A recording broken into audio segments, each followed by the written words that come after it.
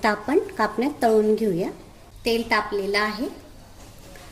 कापण्या आपण कापून तयार करून घेतलेल्या आहेत। आता आपण मंद आचेवर कापण्या तळून घेणार आहोत। गॅस फुल करून आपण जर कापण्या तळल्या तर त्या कच्च्या राहतील।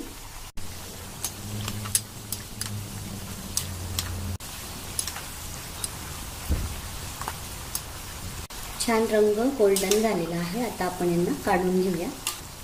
अशाच आपण आता सगळ्या कापण्या बनवून घेऊया।